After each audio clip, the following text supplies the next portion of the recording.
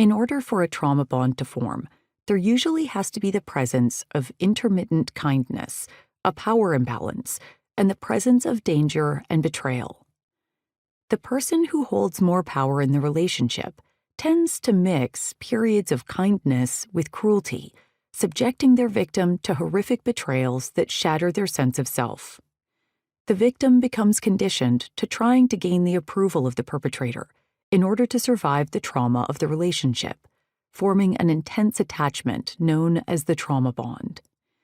Behaviors that stem from the trauma bond might look like apologizing to the abuser when you've been the one harmed to try to win back their approval, refusing to press charges against someone who has committed a crime against you, continuing to work for a boss who first charms you and then exploits you, or remaining in contact with a family member who has mistreated you and continues to push boundaries.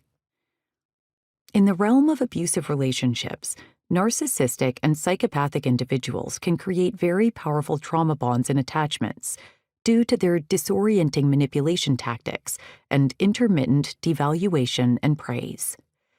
They display a lack of empathy, an excessive sense of entitlement, malicious envy, and often a lack of remorse.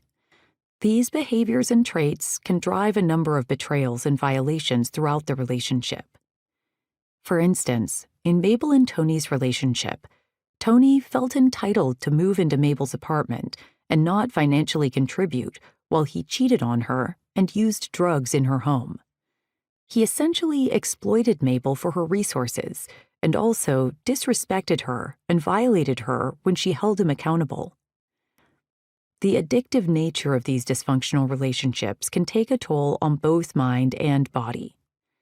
As we'll discuss throughout the book, neuroscience research indicates that toxic love and adverse-ridden relationships create a euphoric and addictive bond that affects victims of abuse biochemically, tethering them to those who mistreat them.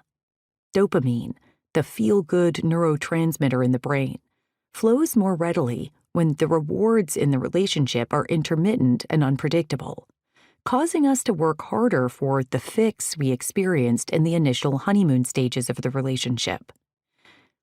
Over time, this might look like the abusive partner withholding affection for no apparent reason, or disappearing randomly at times, and then returning without explanation, causing you to doubt yourself and work harder to capture their attention.